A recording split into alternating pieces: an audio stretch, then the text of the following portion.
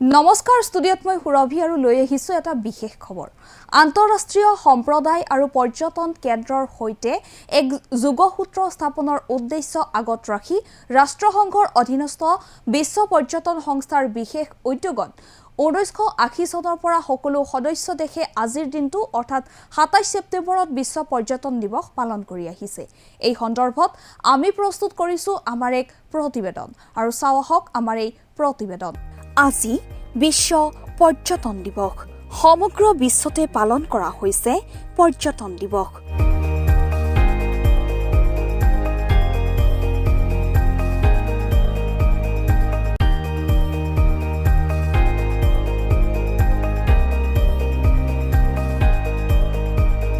আজি সমগ্ৰ বিশ্বই পালন কৰিছে পৰ্যটন দিৱস বিশ্বৰ বিভিন্ন প্ৰান্তৰ সামাজিক সাংস্কৃতিক অৰ্থনৈতিক ৰাজনৈতিক তথা সমাজৰ বিভিন্ন উপাদান সামৰি একগোট কৰাৰ উদ্দেশ্যেৰে তথা নিজ নিজ সংস্কৃতি অন্য ঠাইৰ সংস্কৃতিৰ সৈতে পৰিচয় কৰাই দিয়াৰ উদ্দেশ্যেৰে বিশ্ব পৰ্যটন দিৱস পালন কৰা হয়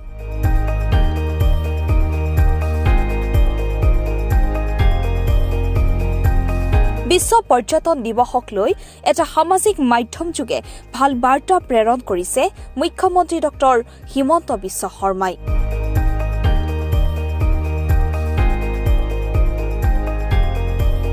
বিশ্বৰ পৰ্যটন মানচিত্ৰত অসমৰ এক সুকীয়া মৰ্যাদা আছে ইয়াৰ মূলতে এশিঙীয়া গড়ৰ লগতে প্ৰাকৃতিক আৰু ঐতিহাসিক সমলসমূহ সমগ্ৰ বিশ্বৰ লগতে অসমতো এই দিৱস পালন কৰা হয়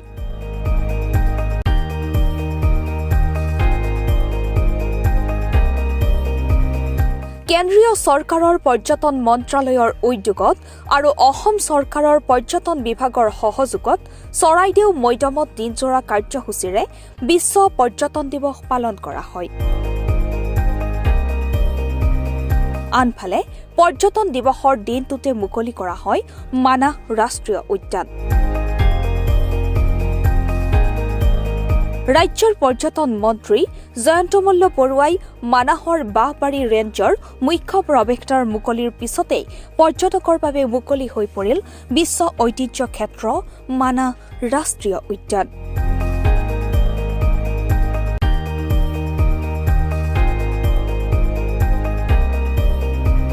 ৰাষ্ট্ৰসংঘৰ অধীনস্থ বিশ্ব পৰ্যটন সংস্থাৰ প্ৰত্যক্ষ তত্বাৱধানত 1980 চনৰ পৰা সকলো সদস্য দেশে পালন কৰি আহিছে এই দিৱস এই দিৱসৰ প্ৰধান উদ্দেশ্য হৈছে আন্তৰ্জাতিক সম্প্ৰদায় আৰু পৰ্যটন কেন্দ্ৰৰ লগত সেতুবন্ধন গঢ়ি তোলা এইবাৰৰ বিশ্ব পৰ্যটন দিৱসৰ মূল মন্ত্ৰ হৈছে পৰ্যটন আৰু শান্তি নিউজ ডেস্ক ৰিপৰ্ট দি নৰ্থ ইষ্ট আৰু বিশ্ব পৰ্যটন দিৱসৰ দিনটোতেই পৰ্যটন মন্ত্ৰী জয়ন্ত মল্ল বৰুৱাই কিছু মন্তব্য কৰিছে কি মন্তব্য কৰিছে এবাৰ শুনো আহক জয় জয়তে মই আজি বিশ্ব পৰ্যটন দিৱসৰ শুভেচ্ছা সকলোলৈকে জ্ঞাপন কৰিছো আজি গোটেই বিশ্বতে বিশ্ব পৰ্যটন দিৱস উদযাপন কৰা হৈছে আৰু আমি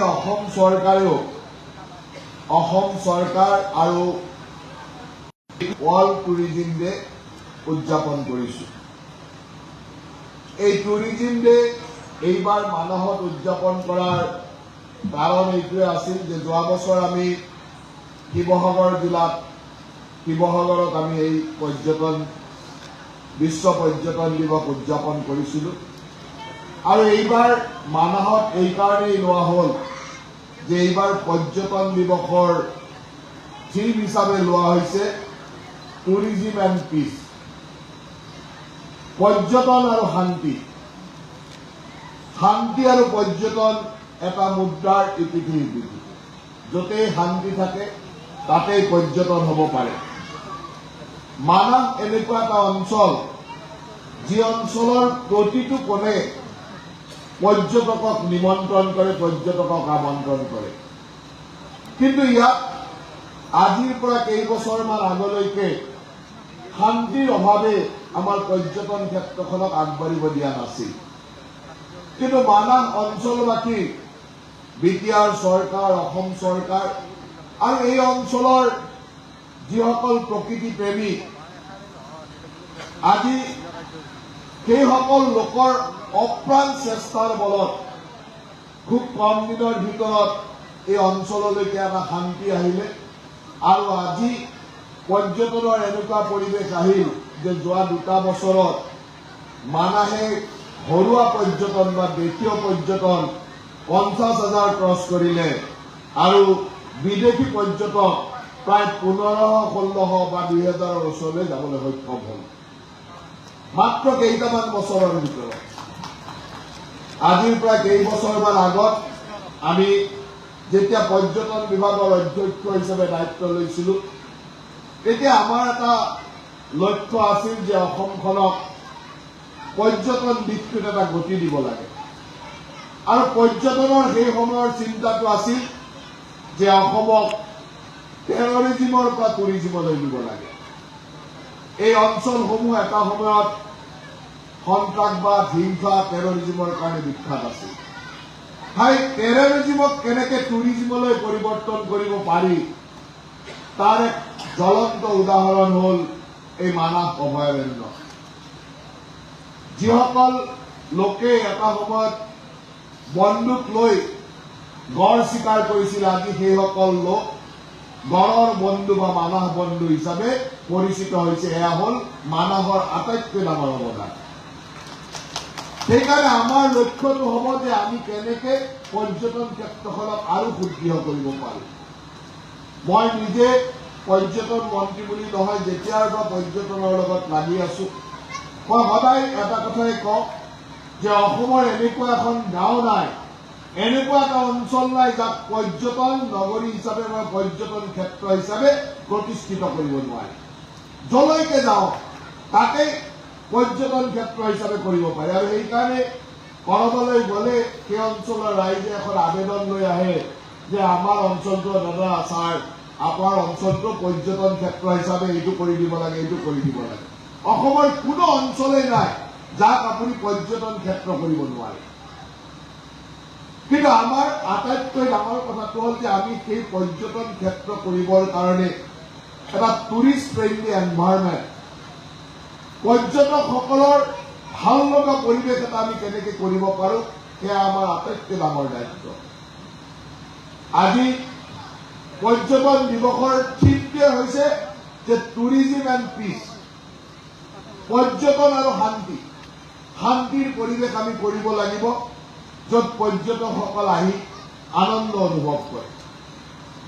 বিশ্বত বহু পৰ্যটন ক্ষেত্ৰ গঢ়ি উঠিছে, কিছুমান মানুহে গঢ়িছে কিছুমান প্ৰকৃতিয়ে গঢ়িছে। মানুহে গঢ়িব সকলোতে পাৰে, প্ৰকৃতি কিন্তু ভগৱানৰ দান। প্ৰকৃতিয়ে যি পৰ্যটন ক্ষেত্ৰ দিয়ে সেয়া অমূল্য। আমাৰ অসমৰ যিসমূহ পৰ্যটন ক্ষেত্ৰ সেয়া প্ৰকৃতিৰ দান আৰু আমি ইয়াক প্ৰকৃতিৰ দান হিচাপে ৰাখিব লাগে। কংক্ৰিটৰ সমাহাৰ কৰি আমি পৰ্যটন ক্ষেত্ৰৰ উন্নয়ন কৰিব নোৱাৰো।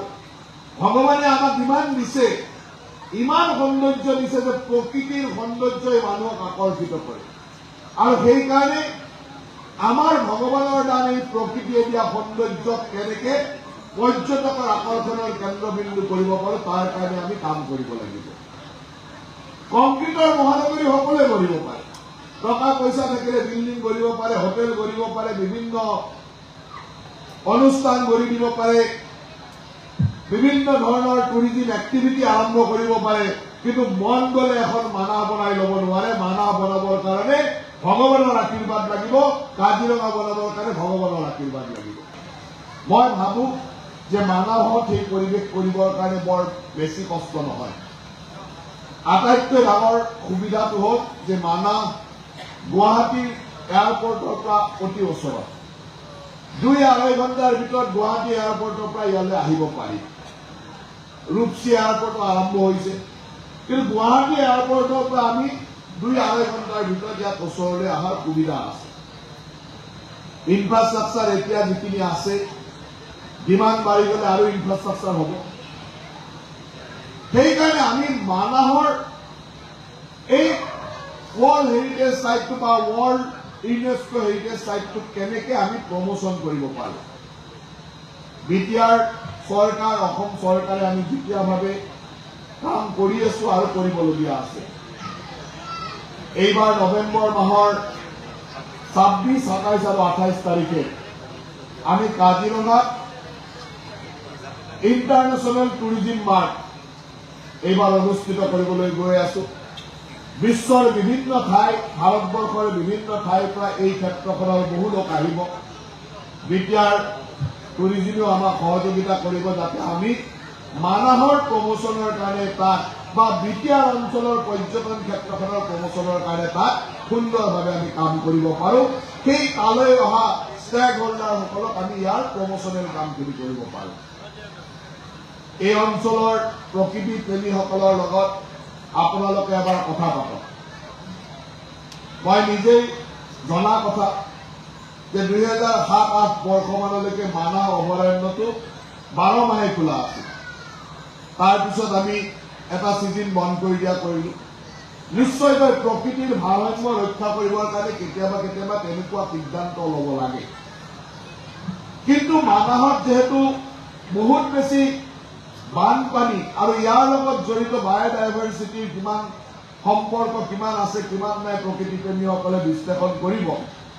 গতিকে আমি এবাৰ এই অঞ্চলৰ ষ্টেক হোল্ডাৰসকলৰ লগত আলোচনা কৰিব লাগে যে আমি 12 মাহীয়া পৰ্যটন ইয়াত কৰিব পাৰোঁ নেকি।